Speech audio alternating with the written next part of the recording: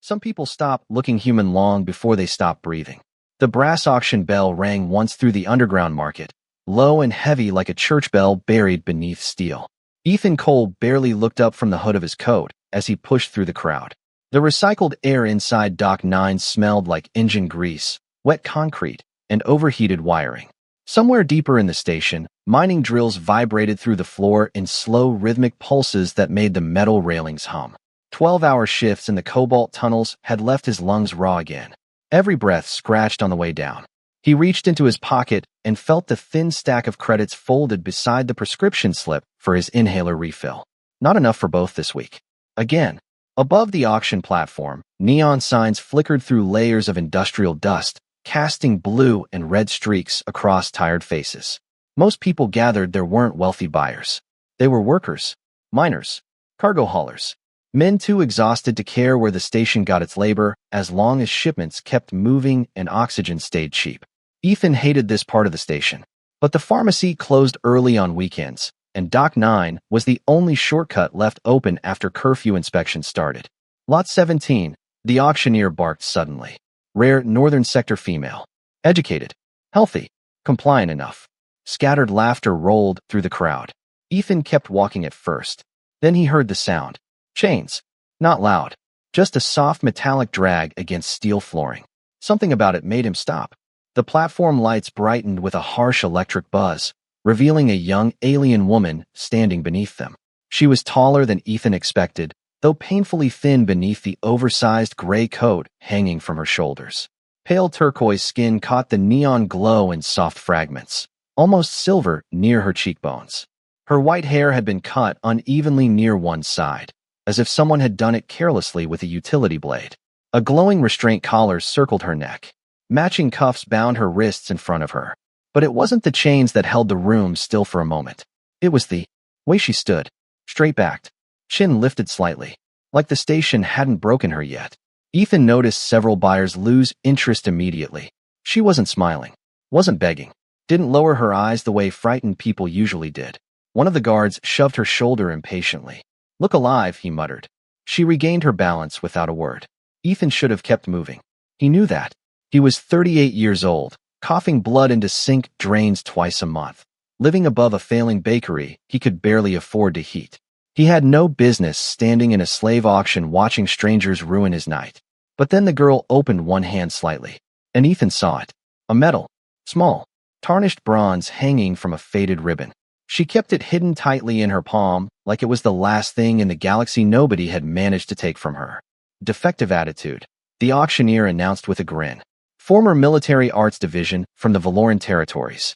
Refused reassignment after the border collapse. Multiple citations for noncompliance. More laughter. Somebody near Ethan scoffed. "So she's trouble and hungry. Half the station is," another voice answered. The alien girl didn't react. Her eyes stayed fixed somewhere above the crowd, distant and exhausted all at once. Ethan couldn't explain why that bothered him more than the chains did. Maybe because he recognized the look. The kind people got when life kept taking pieces from them until feeling anything became too expensive. The auctioneer stepped closer to her and grabbed the medal between two fingers. "Cute little souvenir," he mocked. Maybe she thinks it still means something.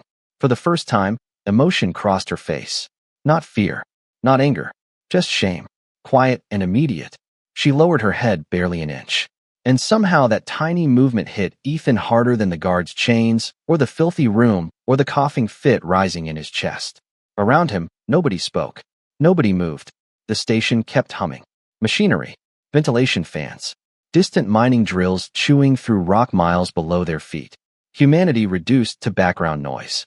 Then the auctioneer raised his voice again. Starting bid at 8,000 credits. Ethan looked down at the prescription slip in his hand. Then back at the girl gripping that medal like it was the final proof she had once belonged to herself. The crowd smelled weakness faster than blood. Ethan heard the bidding begin before he even realized he had stopped walking. 8,000. Someone near the front called lazily. 9. Another answered. The numbers climbed without energy, more habit than desire.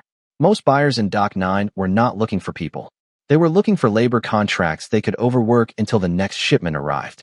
The alien girl stood motionless beneath the white overhead lights, while voices tossed prices at her like inventory tags. Her eyes remained fixed somewhere beyond the room, distant and empty in a way Ethan recognized too well. He had seen miners stare like that after cave-ins, after debt notices, after learning nobody was coming to help. A cough tightened inside his chest again. Ethan pressed a fist against his ribs until the burning passed. The auctioneer grinned wider each time another bid echoed through the hall. Strong lungs. Educated. Minimal food intake. Very manageable maintenance costs. Laughter rolled through the room again. Ethan hated the sound of it. He glanced back toward the station exit. 30 yards away. If he left now, none of this followed him home.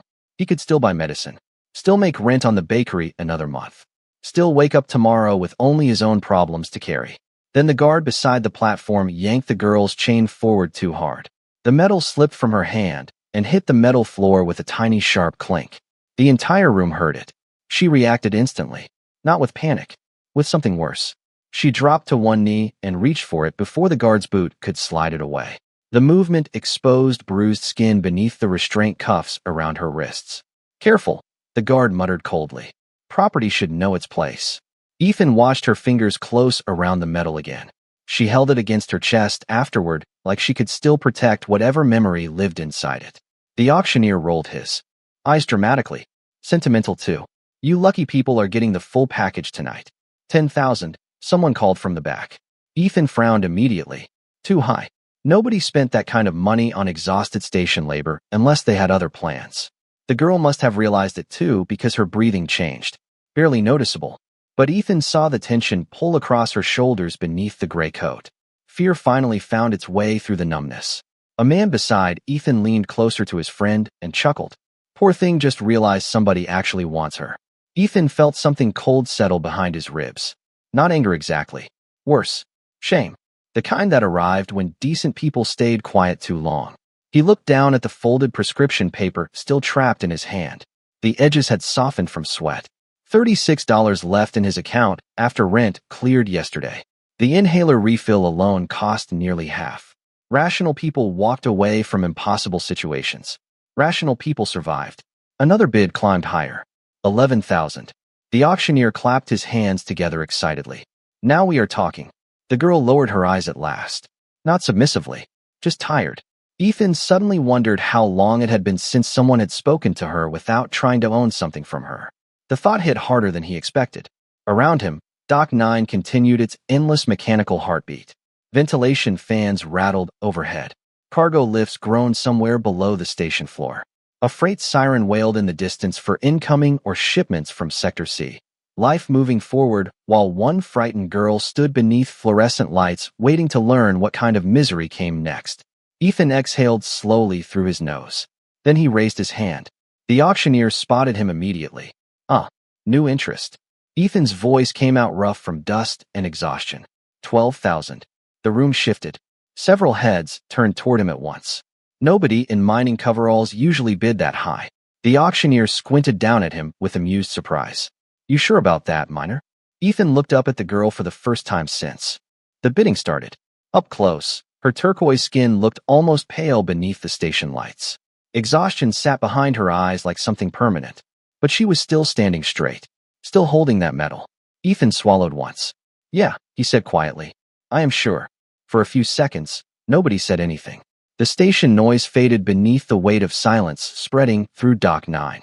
Ethan could feel dozens of eyes turning toward him beneath the flickering neon lights. The auctioneer blinked once, surprised enough to lose his rehearsed smile. 12,000, he repeated slowly. From the miner? Scattered laughter followed, thinner this time. Uncertain, Ethan kept his hand raised. His shoulder ached from the day's shift, and cold dust still clung to the seams of his jacket. He looked nothing like the men who usually bought people in places like this. That was probably why the room suddenly felt uncomfortable. The auctioneer leaned over the platform rail. Friend, you sure your account can survive generosity like that? More chuckles drifted through the crowd. Ethan ignored them. His pulse hammered steadily in his ears now, louder than the ventilation fans overhead. He had not planned this. 5 minutes ago, he was calculating whether he could stretch Kent's soup through the weekend. Now he was standing in a slave market gambling away nearly every credit he had left. Rational people survived. But rational people also learned how to look away. Ethan was tired of doing that. Do we have 13? The auctioneer called. A long pause answered him. The wealthy bidder in the back studied the girl for another moment before shrugging and stepping away toward the drink stalls. Just like that, interest disappeared. Not because she lacked value, because cruelty was usually lazy. The room relaxed again once entertainment ended. Buyers turned back toward their conversations. Someone lit a cheap vapor stick near the cargo doors. Another man laughed about refinery quotas. Life moving on. Ethan lowered his hand slowly. The auctioneer sighed with exaggerated disappointment. Well then, congratulations, Miner. Lot 17 is yours. The word hit Ethan harder than expected. Yours. He hated it immediately. A guard descended the side steps carrying a thin digital contract tablet. Thumbprint authorization, he muttered. Ethan stared at the glowing screen. Owner transfer confirmed. Property designation active upon payment. The alien girl stood only a few feet away now, close enough for Ethan to notice the exhaustion hidden beneath her composure. Tiny tremors ran through her restrained hands. She still held the metal tightly between her fingers. She had probably seen this moment happen before. Buyers signing papers while pretending not to notice fear standing in front of them. Ethan looked back at the contract, then up at the guard. Change it, he said. The guard frowned. What? The ownership registration. Ethan's voice remained calm, but something inside the room shifted again when he spoke. Put the release papers in her name. Silence. Even the auctioneer stopped moving. Excuse me. Ethan pointed toward the screen. Transfer the payment. Clear the debt record. Register her as independent. The guard stared at him like he had spoken another language. You are buying a labor contract. No. Ethan answered quietly. I am ending one. A few people in the crowd laughed nervously. Others simply watched. The auctioneer recovered first, forcing amusement back into his expression. Miner, that is not usually how this works. Ethan reached into his coat and removed the worn credit chip from his pocket. Every overtime shift, every skipped meal, every repair he had postponed on the bakery heating system. Years of surviving one paycheck at a time rested inside that tiny metal square. He placed it into the guard's hand anyway. Then maybe the system needs new rules. The alien girl finally looked directly at him. Her eyes were not bright like the station advertisements or polished like wealthy diplomats from the inner systems. They looked tired, careful, as if hope itself had become dangerous. Ethan saw confusion there too. She had prepared herself to be owned again, not released. The guard muttered something under his breath and unlocked the wrist restraints first. Soft metallic clicks echoed across the platform. The girl stared down at her own hands afterward like she had forgotten what freedom weighed. Then the collar around her neck powered down with a low electronic hum. Red warning lights faded into darkness. Nobody in Dock 9 moved. Nobody joked anymore. The girl lifted one trembling hand slowly to her throat, touching the place where the restraint had rested against her skin. Ethan looked away to give her privacy. Somehow that simple gesture made her breathing hitch harder than the chains had. You are free to go, the guard muttered awkwardly. The words sounded foreign even to him. The alien girl swallowed once. Then she looked back at Ethan with quiet disbelief filling her pale silver eyes. Why? She asked softly. Ethan coughed into his fist before answering. His lungs burned again from the mine dust. Because, he said, voice rough with exhaustion, nobody should have to earn the right to belong to themselves. The station felt colder after the collar came off. Ethan noticed it while they walked through Dock 9 together beneath rows of flickering industrial lights. Nobody stopped them. Nobody tried to talk to the girl anymore. People simply moved aside quietly, pretending not to stare. Freedom made crowds uncomfortable, especially when they had spent years accepting chains as normal. Ethan kept both hands buried inside his coat pockets as they crossed the freight corridor leading toward the upper transit ramps. His cough had settled into a dull ache behind his lungs again. Fine dust from the mines still clung to the creases around his eyes and the seams of his boots. Beside him, the alien girl moved carefully, like she expected someone to grab her shoulder at any second and drag her back. Every time station security drones floated overhead, her posture tightened slightly. Ethan noticed she still carried the bronze medal hidden inside her hand. She had not let go of it once. You got somewhere to go? He asked finally. His voice echoed softly off the metal corridor walls. The girl remained quiet for a moment. No one word. Calm. Empty. Ethan nodded slowly like he understood. Truthfully, he did.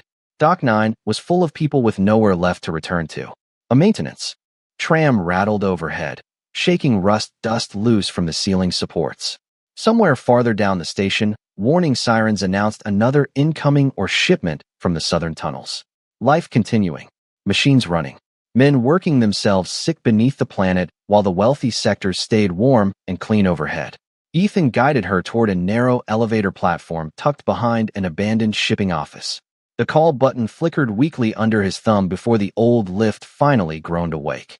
"Where are we going?" she asked quietly. "Home." The answer slipped out naturally enough that Ethan almost regretted it afterward. The girl looked at him carefully then, silver eyes searching his face as if trying to understand what kind of person casually invited strangers home from slave auctions. Ethan avoided eye contact and stepped into the elevator first. The lift climbed slowly through the outer levels of the station, rattling hard enough to make loose bolts tremble inside the walls. Through the scratched observation window, endless layers of industrial housing passed beneath them. Stacked apartment cubes, steam vents, cargo rails glowing red through drifting fog. The kind of place where people stopped dreaming because survival already took everything they had. "You should know," Ethan said after a while. "It is not much." Neither was the cell. Her voice carried no bitterness. Somehow that made it worse. The elevator opened onto Sector 12 nearly 4 minutes later. Warm air drifted through the corridor carrying the faint smell of yeast and cinnamon beneath the station's usual metal and smoke scent. The girl slowed immediately. Confusion crossed her face. Ethan noticed it and almost smiled for the first time all night. "Bakery downstairs," he explained. "My mother used to run it before she passed." They walked beneath a faded sign that read Cole Family Bread in peeling gold paint. Half the letters no longer lit up. Inside the dark front windows, rows of empty shelves rested beneath dust-covered display lights. The station economy had nearly killed small businesses years ago. Ethan still kept the bakery running 3 mornings a week anyway, mostly because he could not bring himself to let it die completely. He unlocked the side entrance and pushed open the heavy door. Warmth greeted them immediately, not luxury.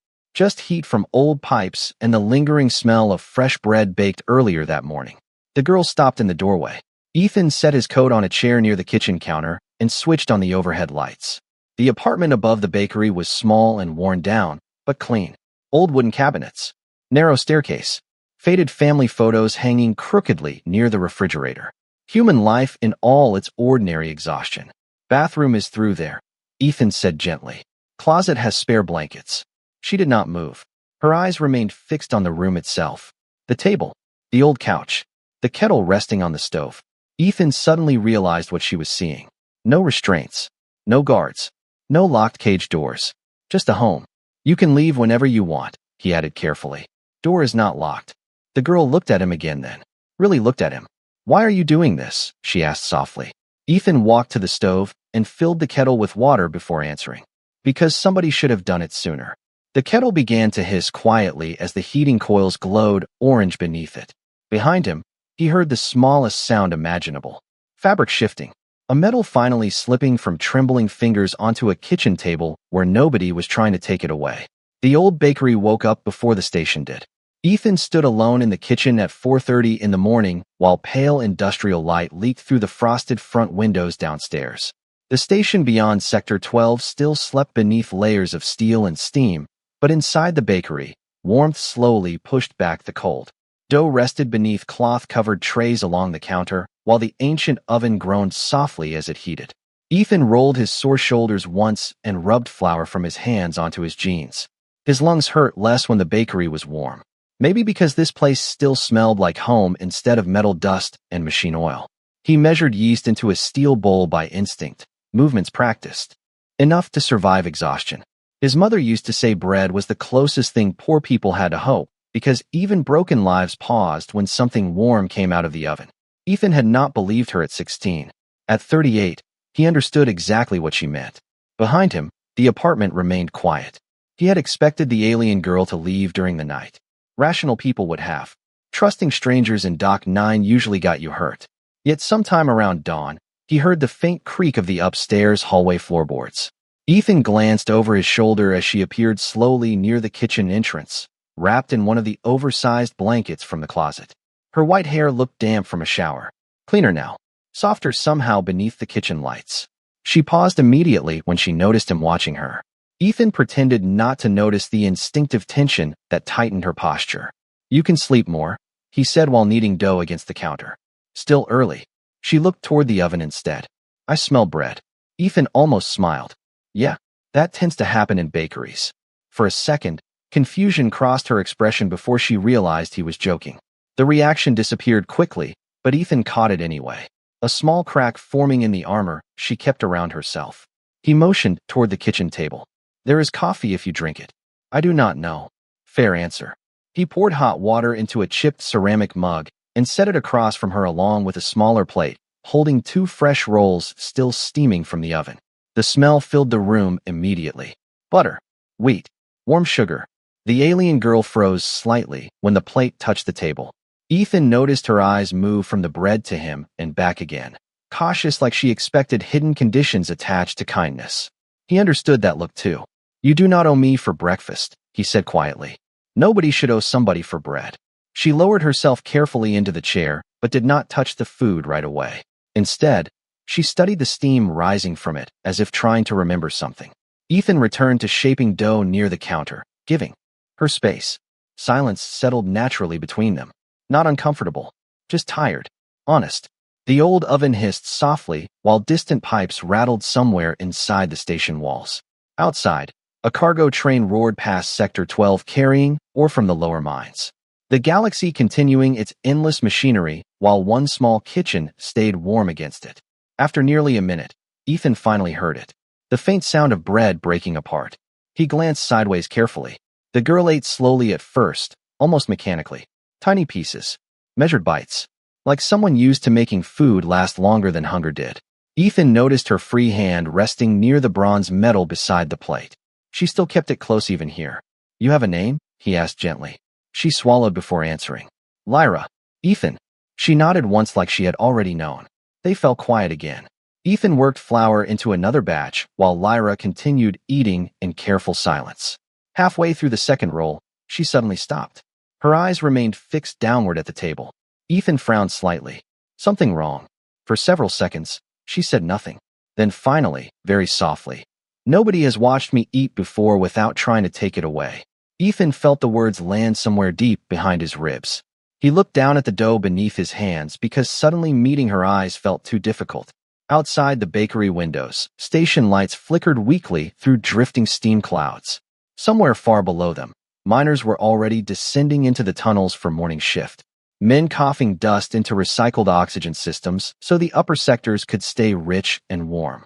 Ethan brushed flour from his fingers slowly. Well, he said quietly, you are safe here. Lyra looked at him then. Really looked at him. Not with fear this time. Not even confusion. Just fragile disbelief. And for the first time since Ethan had seen her standing beneath those auction lights, she took another bite of bread without looking over her shoulder first. 3 days passed before Lyra finally stopped flinching at footsteps. Ethan noticed it on a Thursday morning while carrying flour sacks up from the bakery storage room. Normally, any sudden sound made her shoulders tense immediately, like her body expected punishment before her mind could think. But this time, she simply looked up from the kitchen table where she sat repairing a loose seam in the blanket he had given her. A small thing, barely noticeable, yet somehow it felt bigger than words. Outside the apartment windows, freezing rain streaked across Sector 12 in silver lines. Storm season had settled over the mining colony early this year, coating the lower station walls with layers of ice that made transport routes dangerous after dark. Ethan's joints hurt worse whenever cold fronts rolled through. He tried not to show it while lifting another crate toward the counter. You should let me help, Lyra said quietly. Ethan shook his head. Doctor's orders. She frowned slightly. You have a doctor? No, he adjusted the heavy crate against his shoulder. That is why I can ignore him. A faint sound escaped her then. Soft. Almost surprised. Ethan realized a second later it was laughter. Real laughter. Tiny and uncertain like she had forgotten how it worked. The sound disappeared quickly, but it lingered in the kitchen anyway. Warm. Human. Ethan pretended not to notice the way her expression shifted afterward, embarrassed by her own reaction. He busied himself organizing bread trays instead. Some moments needed space to survive. By late afternoon, the bakery downstairs filled with the usual workers finishing shift rotations. Tired miners lined up beneath flickering ceiling lights with dust still covering their boots and jackets. Most bought cheap soup and day-old bread because it stretched farther than station rations. Ethan worked the counter while Lyra stayed upstairs, though he occasionally caught glimpses of her through the staircase railing, watching quietly from the shadows. Not hiding exactly, just learning. Around 7 o'clock, business slowed enough for Ethan to wipe down the counters and finally sit for the first time in hours. His lungs burned sharply tonight. Too much flour dust mixed with mine residue. He coughed hard into a kitchen towel before pouring himself coffee gone lukewarm hours. Earlier. You should rest, Lyra said from the doorway. Ethan glanced up. She had changed into one of his old station sweaters rolled at the sleeves to fit her narrower frame. The oversized fabric swallowed her hands almost completely. Somehow the sight hurt more than the chains had. Bakery does not run itself, he muttered. Neither do broken lungs. Ethan snorted softly. You sound like my mother. Lyra stepped farther inside, silver eyes drifting toward the old family photographs hanging beside the refrigerator. One picture showed Ethan at 16 covered in flour beside a smiling woman with tired eyes and the same crooked nose. Another showed the bakery before the station economy collapsed. Full shelves. Bright lights. Hope still alive inside the walls. She taught you all this? Lyra asked. Ethan nodded slowly. She said bread mattered because hungry people stop believing in tomorrow after a while. Lyra looked down at the bronze medal resting against her sweater collar where she now wore it openly. My people used to believe art served the same purpose. Ethan leaned back slightly. Used to. Silence stretched between them. Outside, freight engines howled through the frozen station tunnels. Lyra's fingers tightened around the metal unconsciously. Ethan noticed the movement immediately. You do not have to talk about it, he said gently. She remained quiet long enough that he thought she would refuse again. Then finally she spoke. The medal was awarded after the Southern evacuation. Her voice sounded distant now, pulled backward through memory. I worked in cultural recovery during the border wars. Music archives. Historical records. Children separated from families. Ethan listened without interrupting. When the government lost funding after the collapse, they changed the breeding laws. She swallowed once. Citizens unable or unwilling to meet reproductive quotas became labor assets instead. Ethan felt cold settle into his chest despite the bakery heat. They sold teachers, artists, historians, caretakers. Lyra's eyes lowered. Anyone considered unnecessary. The kitchen fell silent except for the hum of old refrigeration units and distant rain, striking the bakery windows. Ethan looked at her for a long moment before speaking. You are not unnecessary. Lyra froze slightly at the words. Not because they sounded dramatic, because they sounded honest. Ethan stood slowly from the table and crossed toward the oven to check tomorrow morning's dough. Behind him, Lyra remained perfectly still in the warm kitchen light. For years, entire systems had taught her that human worth depended on usefulness, productivity, ownership, compliance.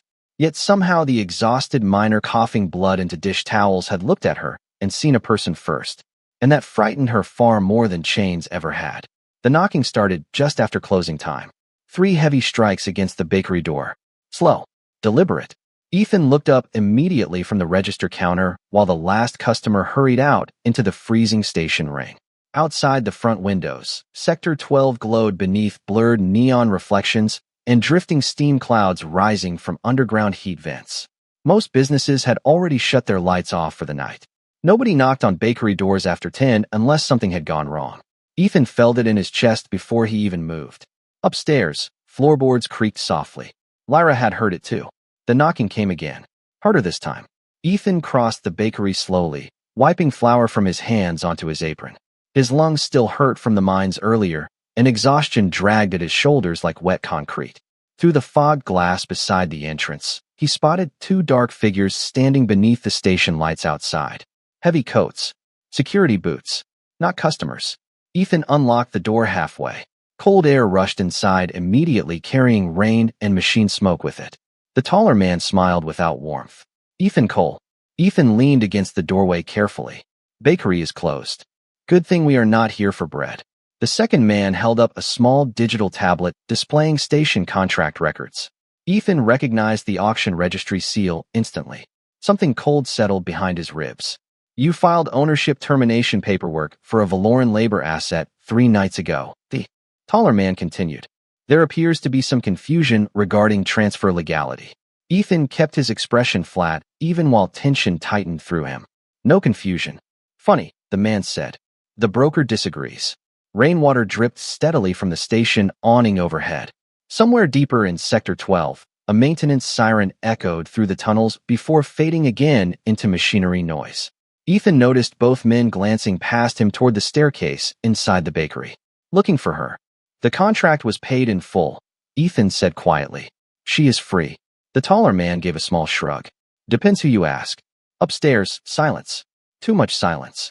Ethan knew Lyra was listening. The broker lost valuable property, the second man added. People do not like losing money on this station. Ethan crossed his arms slowly. Then maybe they should stop selling people. That earned him a tired smile instead of anger. Somehow that felt worse. Listen carefully, Miner, the taller man said. Nobody wants trouble. But station management cannot have labor systems collapsing because one exhausted baker suddenly developed a conscience. Ethan almost laughed at that. Conscience. As if it were some rare disease. So what happens now, he asked. The man tapped the contract tablet once. Simple. You surrender the Valoran female voluntarily. Broker reinstates the labor agreement. No penalties. Ethan stared at him for several long seconds while rain hammered softly against the station windows behind them. The bakery still smelled faintly of cinnamon and warm dough from the evening batch cooling in the kitchen. Home. Safe. Human. Everything Doc 9 was not. Ethan suddenly realized how fragile all of it actually was. No, he answered quietly. The taller man sighed through his nose like he had expected disappointment. You are already behind on oxygen taxes for this sector, Ethan. That got his attention immediately. What? Station records are public. The man tilted his head slightly. One complaint from the labor board, and your bakery loses heat allocation priority by morning. Ethan felt anger rise sharp and immediate beneath his exhaustion. Not fear for himself. Fear for everyone living on this block. Old people. Children. Workers already coughing themselves sick through winter shifts. Sector 12 barely stayed warm during storm months as it was. You would freeze an entire neighborhood over one girl, he asked coldly. The man's expression barely changed. This station freezes people over unpaid parking fines. Upstairs, another floorboard creaked softly. Ethan knew Lyra had heard every word. The taller man stepped backward into the rain. You have until tomorrow night to think clearly. Then both figures disappeared into the drifting station fog without another word. Ethan shut the bakery door slowly and locked it. For a long moment, he just stood there listening to the building settle around him. Pipes humming. Refrigerators buzzing. Rain striking old glass.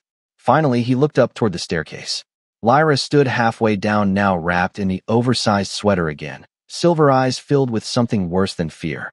Guilt. I can leave, she said softly. Ethan closed his eyes for one exhausted second before answering. No, they will hurt this place because of me. They already hurt places like this, Ethan replied quietly. That is how people like them survive. Lyra's hands tightened around the bronze medal hanging at her throat. You should not risk everything for someone you barely know. Ethan looked around the bakery slowly. The worn tables. The cracked tile floors. The fading photographs on the wall.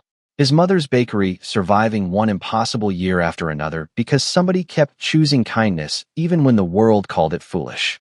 Then he looked back at Lyra. Maybe, he said softly, I am just tired of watching decent people get traded away while everyone else pretends it is normal. By the next evening, word had spread across Sector 12. Ethan noticed at the moment he stepped outside before sunrise to clear ice from the bakery entrance. People watched him differently now. Not openly hostile. Worse. Careful. Curious. Miners heading toward early shift slowed slightly as they passed the storefront. A cargo mechanic pretending to smoke near the tram rail glanced toward the upstairs apartment. Windows twice before moving on. Even regular customers spoke quieter inside the bakery that morning. Doc 9 never kept secrets long. Especially not stories involving freed labor contracts. Ethan worked through the day anyway. Bread dough. Coffee. Soup stocks simmering beside the ovens. Routine kept panic manageable. His lungs hurt badly today. The cold front pressing against the station walls had worsened the dust inflammation again, and every deep breath scraped like sandpaper through his chest. Still, he kept moving. Upstairs, Lyra remained mostly quiet. But Ethan noticed changes. Small ones. She no longer hid whenever customers entered downstairs. Sometimes she stood near the staircase listening to conversations while pretending to organize dishes. Other times, she helped package leftover bread into paper bags for late-shift workers who could not afford full meals. Nobody questioned it directly, yet people noticed. Humanity always noticed kindness eventually because most had spent too long without it. Near sunset, the station heating system failed again across half the lower district. Lights flickered overhead while warning sirens echoed faintly through the ventilation network. Outside, freezing rain turned into sharp pellets of ice, striking the bakery windows hard enough to sound like thrown gravel. Ethan cursed softly under his breath while checking the radiator pipes near the kitchen. Barely warm. They cut the auxiliary heat routes, Lyra said quietly from behind him. Ethan looked up. How do you know? Because they used the same pressure tactics during labor protests in the Valoran territories. Her silver eyes drifted toward the darkening windows. Punish the poor first. The frightened will police everyone else for you. Ethan leaned against the counter heavily. He hated that she understood the system so well. 10 minutes later, the first knock came at the bakery door. Then another, and another after that. Ethan frowned and crossed toward the entrance. Outside stood 3 exhausted miners wrapped in soaked station jackets. One held a little girl, maybe 7 years old, pressed tightly beneath his arm against the cold. Sorry to bother you, Ethan, the oldest man said awkwardly. Our heating grid went dead 30 minutes ago. Ethan glanced past them toward the neighboring apartments. More dark windows than light now. Families gathering blankets. Steam disappearing from frozen pipes. The station administrators had chosen their timing carefully. Come inside, Ethan said immediately. The men hesitated. We cannot pay much. Did not ask. Within another hour, nearly 20 people crowded inside the bakery. Families from nearby housing blocks. Elderly workers. Children wrapped in oversized coats while storm winds screamed through Sector 12 outside. Ethan kept the ovens running nonstop just to heat the room. Soup simmered beside fresh bread while exhausted people sat shoulder to shoulder around the worn wooden tables downstairs. Nobody laughed much, but nobody looked alone either. Lyra moved quietly through the crowd, carrying mugs of hot tea from table to table. At first, some people stared uncertainly at her turquoise skin and silver eyes. Then they noticed the way she crouched beside frightened children while speaking gently, or how she slipped extra bread to older miners pretending not to be hungry. Little by little, the tension disappeared. Humanity recognized itself in small acts before anything else. Ethan watched her from behind the kitchen counter while kneading another batch of dough. The bronze medal rested openly against her sweater now. Not hidden anymore. Not ashamed. Around 8 o'clock, heavy footsteps echoed outside the bakery again. This time the room fell silent immediately. Through the frosted windows, 2 station enforcement officers appeared beneath the neon lights. Dark uniforms. Corporate insignia glowing red against their collars. Ethan felt every conversation stop behind him. The officers stepped inside without removing their coats. Cold air rushed into the warm bakery immediately. One of them scanned the crowded room with visible irritation. Sector 12 heat restrictions remain active until further review, he announced flatly. Unauthorized food distribution violates emergency allocation protocols. Ethan wiped flour slowly from his hands. People are cold. Not your concern. The officer's eyes shifted toward Lyra, standing near the children's table holding a tray of bread. Recognition hardened his expression instantly. Ah, he said quietly. There she is. The entire bakery went still. Ethan stepped forward automatically before he even thought about it. But before either officer could move farther inside, something unexpected happened. One of the miners stood up. Then another. Then the cargo mechanic from the tram rail. One by one, exhausted workers rose slowly from the bakery tables until a wall of tired human bodies stood between the officers and Lyra. Nobody shouted. Nobody threatened. They simply stood there together in the warm smell of bread and cinnamon while freezing rain hammered against the station outside. The older miner holding the little girl adjusted his worn jacket once before speaking softly. Bakery is closed tonight. The officers left without another word. Not because they were afraid. Ethan understood people like that too well. They left because systems built on fear never expected ordinary people to stand together quietly. The bakery door closed behind them with a soft metallic click, and for several seconds nobody inside moved. Rain hammered the station windows while freezing wind rattled the old ventilation pipes overhead. Then slowly, the tension drained from the room. Somebody exhaled. A child started crying softly against her mother's shoulder. One exhausted miner sat back down hard enough to make the chair creak beneath him. Life returning in careful pieces. Ethan realized his hands were shaking slightly from adrenaline and fatigue. Lyra noticed too. She crossed the bakery silently, carrying a steaming mug of coffee and placed it beside him on the counter without speaking. Her silver eyes searched his face briefly. "You should sit down," she said quietly. Ethan almost argued out of habit. Then a violent cough bent him forward before the words came out. The room fell silent again for an entirely different reason. Ethan braced one hand against the counter while trying to catch his breath. His lungs felt like broken glass tonight. Too many years underground. Too many winters breathing recycled dust because medicine cost more than rest ever did. When the coughing finally eased, he noticed several people watching him with the same expression. Worry. Human beings were not meant to carry each other alone for this long. "You idiot," came a rough voice from one of the tables. Ethan looked up. The older miner holding the little girl shook his head slowly. "You spent your inhaler money on freeing somebody, did not you?" Ethan rubbed a hand across his face tiredly. It seemed important at the time. A few weak laughs moved through the bakery. Small. Real. The kind people shared when surviving together mattered more than dignity. The old miner reached into his coat pocket first, then the cargo mechanic, then a tired woman from the housing blocks near the south tunnel entrance. One by one, people began placing small credit chips onto the bakery counter beside Ethan's coffee mug. Tiny amounts mostly. $5. 12. 20. Not charity. Survival pooled together the same way poor people had always survived when systems forgot they existed. Ethan stared at the growing pile speechless. "Heating grid comes back tomorrow," the mechanic muttered awkwardly. "You can pay us back in bread."